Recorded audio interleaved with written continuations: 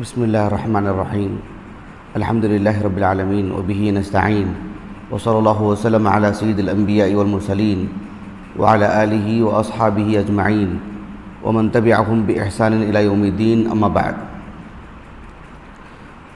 اللہ تعالیٰ کے فضل و کرم سے ہمیں ایک اور رمضان نصیب ہوا ہے ہماری زندگی میں۔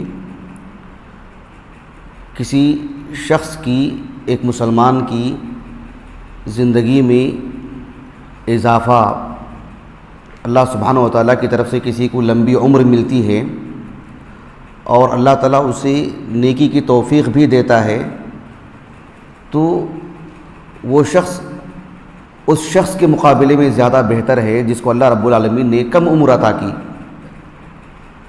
لمبی عمر کے ساتھ نیکیوں کی توفیق یہ بہت بڑی فضیلت کی بات ہے۔ میں آپ کو ایک صحابی کا خواب سناتا ہوں جس سے رمضان کی کسی کی زندگی میں رمضان آنا اس کی کتنی فضیلت ہے وہ معلوم ہوگی۔ محض خواب کی بنیاد پر نہیں، اس خواب کو اللہ کے رسول صلی اللہ علیہ وسلم نے ایک شرعی حیثیت دی ہے۔ اس اعتبار سے امام ابو عبداللہ ابن ماجہ رحمہ اللہ، ان کی جو السنن ہے، اس کی اواخر کی کتابوں میں ایک کتاب ہے، کتاب تعبیر الرؤیا، خواب کی تعبیر سے متعلق۔ اس میں امام ابن ماجہ رحمہ اللہ نے ایک باب ہی قائم کیا ہے کہ باب تعبیر الرؤیا، خوابوں کی تعبیر۔ اس عنوان کے تحت کئی حدیثیں لائے امام ابن ماجہ رحمہ اللہ، متعدد احادیث۔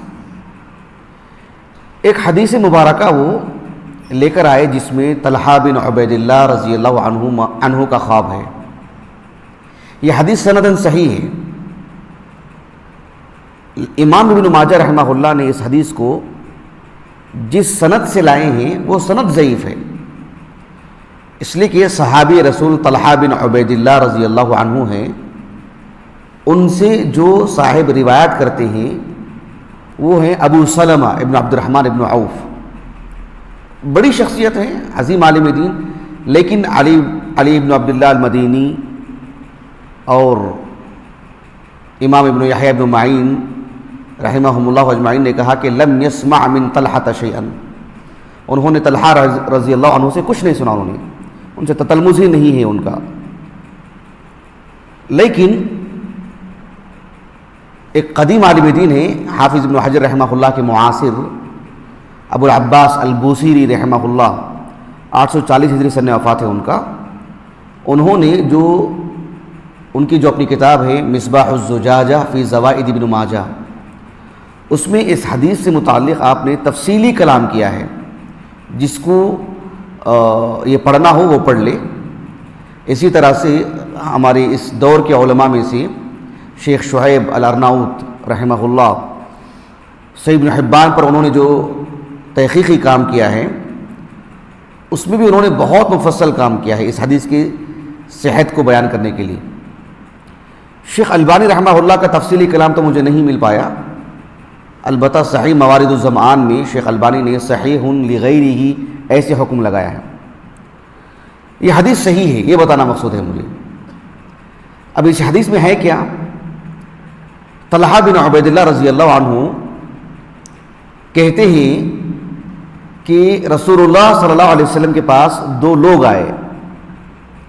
ایک علاقہ ہے، علاقہ نہیں کہنا چاہیے، قبیلہ، بلی قبیلے کا نام ہے، بلی، بنو قزاع، سیرت کی کتاب پڑھنے والوں کو معلوم ہوگا، معروف قبیلہ۔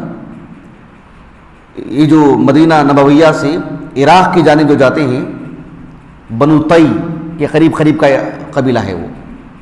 تو اس قبیلے کے دو لوگ اللہ کے رسول کے پاس آئے، بلی قبیلے کا نام۔ جو دو لوگ آئے تھے اللہ کے رسول کے پاس، ایک ساتھ اسلام قبول کیا انہوں نے، وَكَانَ إِسْلَامُهُمَا جَمِيعًا، دونوں اللہ کے رسول کے پاس آئے اور دونوں نے ایک ساتھ اسلام قبول کیا۔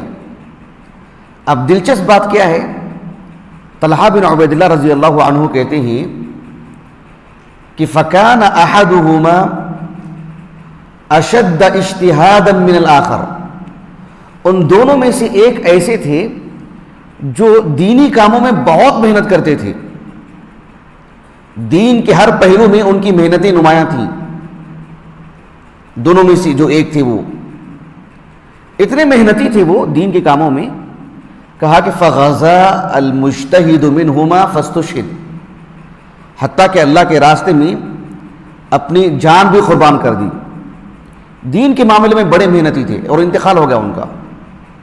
ثم مکث الآخر منہما بعدہ سنۃ، جو ان کے دوسرے ساتھی تھے وہ ان کے انتقال کے، ان کی شہادت کے 1 سال تک مزید باحیات تھے۔ ثم توفی، پھر ان کا بھی انتقال ہو گیا۔ یہاں تک تو قصہ ہو گیا، وہ دونوں مدینے کو آئے ہجرت کر کے اللہ کے رسول کے پاس صلی اللہ علیہ وسلم، صحابی اور دونوں اللہ کے رسول کے پاس تھے، ان میں سے ایک بڑے محنتی تھے، اللہ کے راستے میں جان بھی قربان کر دی، لیکن جو دوسرے ساتھی تھے ان کے بعد 1 سال تک باحیات تھے۔ یہاں تک تو قصہ ہوا۔ اب طلحہ بن عبید اللہ رضی اللہ عنہ کہتے ہیں کہ میں نے خواب میں دیکھا۔ اب ان کا خواب کیا ہے؟ وہ کہتے ہیں کہ میں نے خواب میں دیکھا کہ بین انا عند باب الجنہ، میں جنت کے دروازے کے پاس کھڑا ہوں۔ کہاں کھڑا ہوں؟ جنت کے دروازے کے پاس کھڑا ہوں، طلحہ بن عبید اللہ کہتے ہیں رضی اللہ عنہ۔ اور اتنا ہی نہیں، وَإِذَا أَنَا بِهِمَا، وہ دونوں بھی میرے ساتھ ہیں، گویا کہ جنت کے دروازے کے پاس میں بھی ہوں اور میرے ساتھ وہ دونوں ساتھی بھی ہیں۔ فَخَرَجَ خَارِجٌ مِّنَ الْجَنَّةِ، جنت سے ایک صاحب نکل کے آئے، فَأَذِنَ لِلَّذِي تُوفِّيَ الْآخِرُ مِنْهُمَا، تو جنت میں جانے کی اجازت کس کو دی؟ جن کا بعد میں انتقال ہوا نا 1 سال بعد، ان کو پہلے جنت میں جانے کی اجازت دی۔ پھر اس کے بعد دوبارہ وہ صاحب جنت سے باہر آئے، فَأَذِنَ لِلَّذِي اُسْتُشْهِدَ، جو اللہ کے راستے میں جان تک قربان کر دی نا، ایک مجاہد، ان کو بعد میں جو ہے جنت میں اندر لے کر کے گئے۔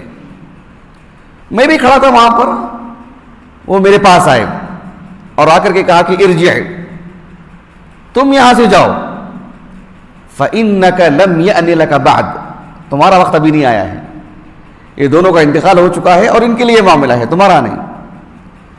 اب صبح ہوئی، طلحہ بن عبید اللہ رضی اللہ عنہ یہ بات سب کو سناتے رہے، یہ خواب بڑا عجیب خواب ہے، اور جو بھی سنتے تعجب کرتے، یہ کیسے؟ اس نے اتنی محنتیں کی اللہ کے راستے میں، اتنی قربانیاں دیں اور اللہ کے راستے میں جان تک قربان کر دی، اور وہ بعد میں جنت میں گیا اور وہ شخص پہلے جنت میں چلا گیا۔ اب یہ بات اللہ کے رسول تک بھی پہنچی، تو آپ صلی اللہ علیہ وسلم نے صحابہ سے کہا کہ من ای ذلک تعجبون، کس کس چیز سے آپ کو تعجب ہو رہا ہے؟ اس پورے خواب میں کون سا پہلو ہے جو آپ کو حیرت میں ڈال رہا ہے؟ صحابہ نے وہی بات بتائی کہ دونوں اسلام ایک ساتھ لے کر کے آئے، آپ کے پاس آئے، ہجرت کر کے آئے، لیکن ان کی محنتیں نمایاں تھیں، یہ اللہ کے راستے میں جان تک قربان کر دی، لیکن دیکھو ان کو پہلے جنت میں لے جایا گیا، بعد میں ان کو۔ اب اللہ کے رسول نے جو بات کہی صلی اللہ علیہ وسلم وہ قابل قول۔ آپ صلی اللہ علیہ وسلم نے فرمایا الیس قد مکث بعدہ سنۃ، جو اللہ کے راستے میں جان تک قربان کر دی بحیثیت مجاہد، ٹھیک ہے، لیکن وہ جو دوسرے مسلمان تھے کیا ان کے بعد وہ مزید 1 سال تک دنیا میں نہیں تھے؟ وہ ادرک رمضان فصام، ان کی زندگی میں جو 1 سال تھے نا، وہ مزید ان کی زندگی میں رمضان بھی آیا نا، روزہ بھی رکھا نا انہوں نے، وصلی کذا وکذا من سجدۃ فی السنہ، اور 1 سال میں کتنی نمازیں انہوں نے پڑھی ہوں گی، کتنے سجدے انہوں نے کیے ہوں گے، یہ سب ہوا نہیں ہوا ہے؟ صحابہ نے کہا کہ بلا، کیوں نہیں اللہ کے رسول، بالکل ایسے ہی ہوا ہے۔ آپ صلی اللہ علیہ وسلم نے فرمایا فما بینہما ابعد مما بین السماء والارض، ان دونوں کا جو عمل ہے زمین و آسمان میں جو فاصلہ ہے اس سے بھی زیادہ، کہیں زیادہ فاصلہ ہے دونوں کے عمل میں۔ ان کی زندگی میں رمضان آیا، 1 سال جو ان کو ملا نا، کتنی نمازیں انہوں نے پڑھی نا۔ تو اہل علم کہتے ہیں کہ ایک شخص جو بہت ساری عبادتیں انجام دیتا ہے، اللہ سبحانہ و تعالیٰ کے ہاں اس کے جو فضائل ہیں، اس کا جو اجر و ثواب ہے، ایک مجاہد سے بھی بڑھ کر کے ہے۔ ہاں، ایک مجاہد کے لیے جو خاص فضیلت ہے، خاص اجر و ثواب ہے، خاص اس کے لیے جو ایک بڑا مقام ہے، وہ اس کے خصائص میں سے ہے، لیکن دیگر عبادتوں کی وجہ سے ایک مجاہد سے بھی کوئی بازی مار سکتا ہے۔